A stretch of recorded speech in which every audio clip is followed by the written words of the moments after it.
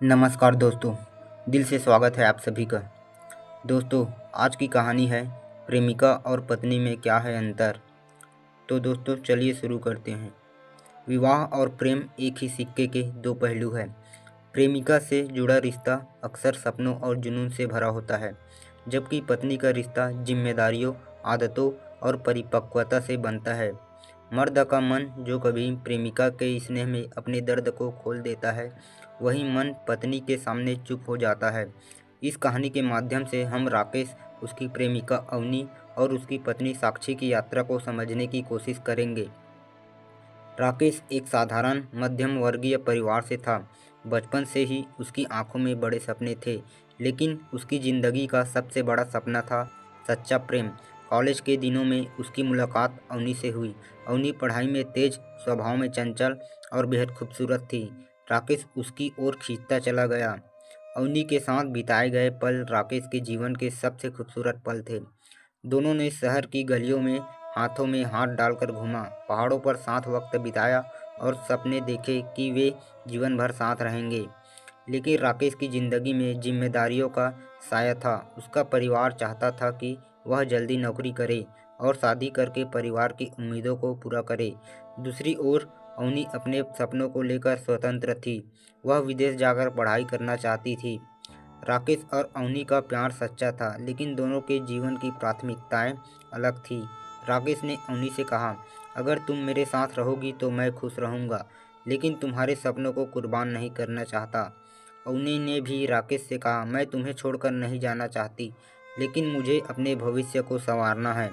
और इस तरह परिस्थितियों के आगे उनका प्यार हार गया।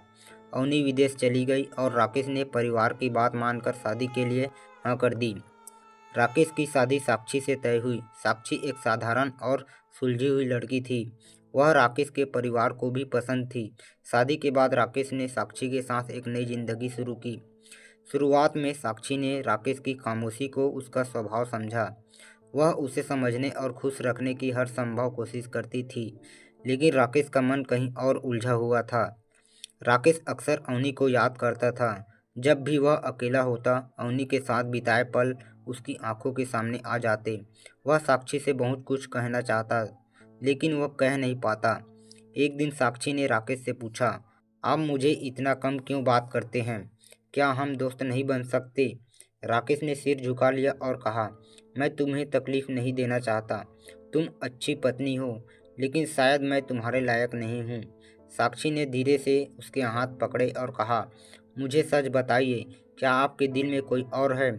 राकेश की आंखों से आंसू बहने लगे। उसने साक्षी को अपनी और अवनी की कहानी बताई। साक्षी ने राकेश को कुछ नहीं कहा।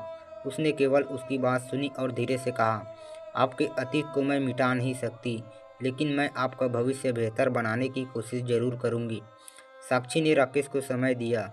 वह उसकी ज़रूरतों का ख्याल रखने लगी और बिना किसी शिकायत के उसके साथ खड़ी रही। एक दिन अचानक अवनी वापस भारत आ गई। वह एक बड़े प्रोजेक्ट के सिलसिले से शहर में आई थी। उसने राकेश से मिलने की इच्छा जताई।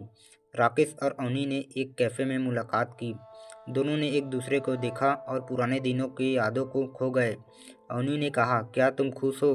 राकेश ने मुस्कुराते हुए कहा, हाँ, मेरी पत्नी अच्छी है। उसने मुझे समझा और मेरे जीवन को संवारने की कोशिश की है।